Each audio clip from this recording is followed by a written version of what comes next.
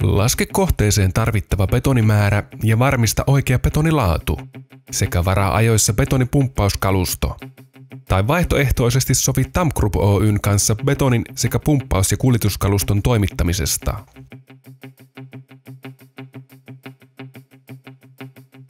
Huolehdi valukohteen riittävästä valaistuksesta ja lämpötilasta. Valualustassa ja ilmassa minimissään 10 celsiusta. Huolehdi myös tarvittavista betonointiolosuhteista, riittävästä työskentelytilasta, ilmanvaihdosta ja sääsuojauksesta. Avonaisessa tilassa merkitse korko 100 cm aiotusta lattiavalupinnasta selvästi oven läheisyyteen.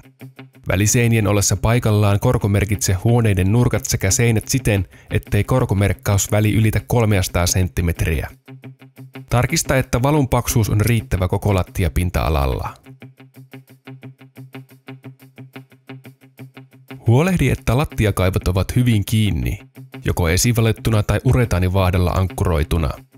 Lattiakaivojen tulisi olla suorassa ja vesikaatojen 1-2 cm 100 cm matkalla, jotta veden hallittu poistuma on varmistettu. Merkkaa vesikatoalueen nurkat harjateräksellä tai vastaavalla.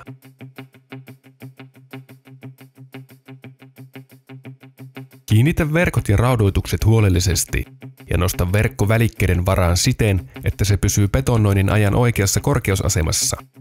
Asenna seinien varsiin irroituskaistat. Solumuovikaista ehkäisee betonilattialaatan mahdollisesta lämpölaajenemisesta aiheutuvia vaurioita ja edesauttaa betonoinnin onnistumista. Sido putket pois valun tieltä. Tulppaa avonaiset vesi- ja viemäriputket ja suojaa LVI-jakotukki. Betonoinnissa ei voida välttyä betoniroiskeilta. Ikkuna- ja seinäpinnat on syytä suojata muovipeitteellä vähintään 150 cm korkeudelta. Kiinnitä muovipeite hyvin suojattavaan pintaan, nitomalla tai teippaamalla.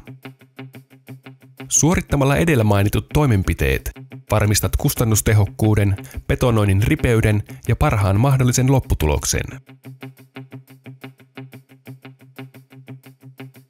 Lattiaurakan ostovaiheessa kysy tarjous jälkihoitoaineen levittämisestä tai vaihtoehtoisesti lattian kovettuessa niin, ettei betoniin jää jalalla jälkeä, kastele lattia runsaalla vedellä ja levitä lattialle ilmatiiviit suojamuovit. Jälkihuolto on olennaista lattian onnistumisen kannalta. Oikeanlaisella jälkihoidolla voit minimoida lattian kutistumishalkeilun ja reuna-alueiden käyristymisen.